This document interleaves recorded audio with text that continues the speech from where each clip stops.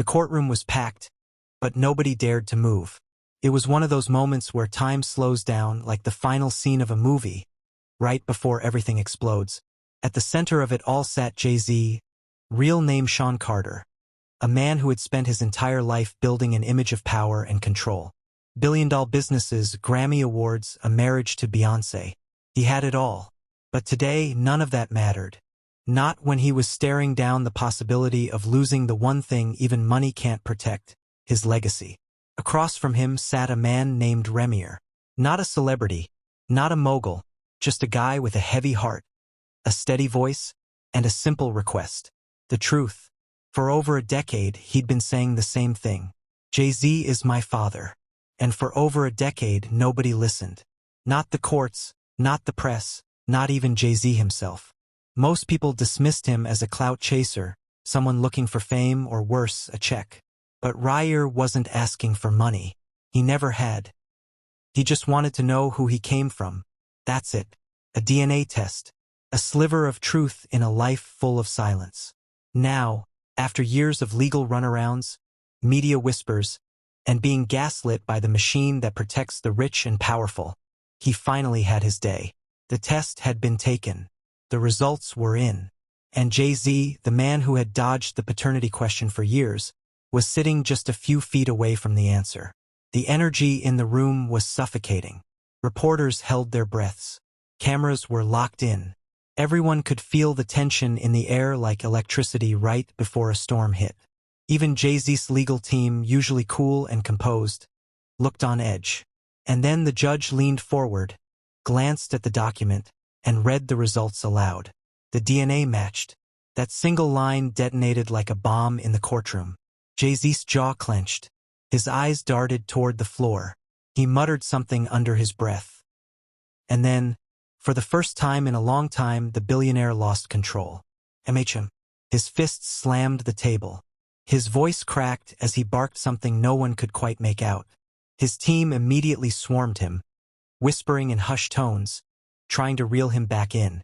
But it was already too late. The cameras had captured everything.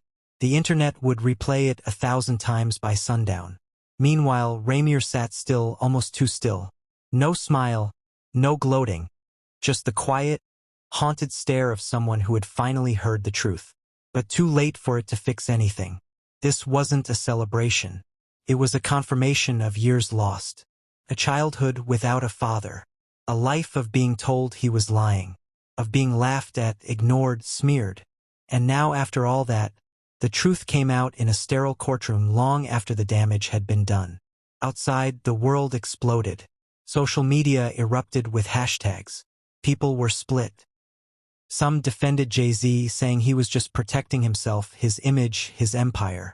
Others dragged him hard, calling him out for denying his son for so long, questioning his integrity, wondering how someone so powerful could be so afraid of a simple truth. Memes popped up within minutes. Clip after clip of Jay's breakdown flooded timelines. But this wasn't just entertainment. This wasn't gossip. This was a man's life. Two men, actually. One had spent his whole life avoiding the truth. The other had spent his whole life chasing it. And now they were face to face. No more lawyers. No more PR spin. Just father and son. The truth was finally out. And neither of them knew what came next. Jay-Z didn't look like a mogul anymore. He looked like a man cornered, cracked open by a truth that refused to stay buried. His hands trembled slightly as he wiped his face. His composure completely shattered, or a man who had navigated some of the biggest business deals in the world without blinking. This hit differently. This wasn't a contract negotiation or a PR crisis. This was blood. This was fatherhood. And no matter how much power he held outside that courtroom, it meant nothing here. His lawyers were scrambling, flipping through paperwork, whispering legal jargon that sounded like static in the chaos. They were clearly trying to get a recess, trying to reset the room, trying to shield him from the storm that was already outside.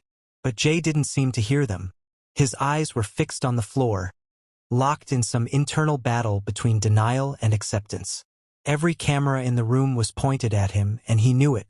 He'd spent his entire career mastering image control, but in this moment, the image was shattered. Rymir hadn't moved, still seated, still watching. But his face was a storm of emotion. Anger, relief, sadness, confusion. He'd always imagined this moment would bring closure, that hearing the truth from a judge's mouth would finally give him peace. But it didn't. It just opened another door filled with questions. Why did it take so long? Why didn't Jay-Z ever reach out? Why had the truth been treated like a threat instead of something sacred? He thought of his mother, Wanda, the woman who told him the truth when he was just a kid, who'd repeated the same story year after year, even when no one believed her. She was gone now, gone before she ever got to see this day. She died carrying the weight of being ignored, discredited, dismissed as just another woman with a claim. But she was right. She was right the entire time. And now with her gone, the proof finally stood undeniable in black and white. The courtroom remained tense. The judge, still trying to maintain order, called for silence. But the whispers had already started. Journalists were typing like mad, drafting headlines in real time. The moment was too big. Jay-Z's breakdown, the DNA results, the courtroom tension. It was all becoming a media frenzy. The story was no longer confined to four walls. It had already escaped. It was already trending worldwide. Outside, the crowd had grown louder. Protesters, fans, reporters. They were all reacting to the news as it spread. Some held up signs in support of Rymir. Others shouted defenses for Jay-Z, claiming this was a setup, a cash grab, a PR stunt. The lines were being drawn fast, and the internet was fueling the fire. Every frame of Jay's reaction had already become a meme. Every detail of the case was being dissected by influencers, podcast hosts, legal analysts, and Twitter threads longer than law textbooks. But inside, the atmosphere was deeply human. Behind the headlines, behind the noise, there were just two men. One processing a reality he had denied for years. The other holding on to a truth that never brought him the healing he thought it would. Jay finally raised his head. His eyes met Rhyme's. And for a second, everything else disappeared. The crowd, the cameras, the chaos. It was just them. No music, no empire, no billion-dollar legacy. Just a father looking at the son he never acknowledged. And a son staring back at the man he had hoped to know for his entire life. Neither spoke. They didn't need to. The silence said everything. Jay-Z didn't say a word as the judge dismissed the room. He just sat there still as stone, staring straight ahead like he was trying to slow down time. His empire, the image, the control, the myth of being untouchable had taken a hit no press team could polish. This wasn't a beef with another rapper. This wasn't business. This was family. And it had unfolded in public with a verdict that left no wiggle room. The DNA matched. He was the father. The courtroom cleared out slowly. Reporters swarmed the hallway. Phones up, record buttons blinking red. Outside, the crowd pressed harder against the barricades, shouting questions no one would answer. But Jay stayed in his seat, alone with the weight of what the truth had done. He didn't look powerful anymore. He looked like a man trying to figure out how to face the wreckage of choices he'd made decades ago. Rymir walked out quietly, slipping past the cameras without a word. He didn't smile. He didn't pose. He wasn't there for headlines.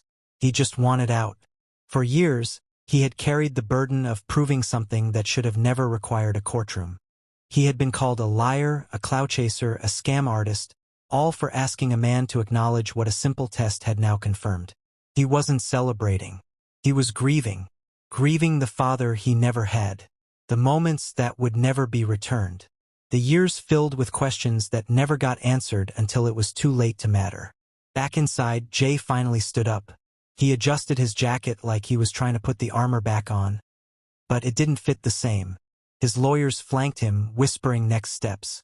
PR strategy, legal appeals, damage control, but their voices barely registered. His mind was somewhere else. Not on his brand, not on headlines, but on the boy who had just walked out the door. That boy wasn't a kid anymore. He had grown up without him. And now he was a man. Quiet, composed, carrying himself with a dignity that had nothing to do with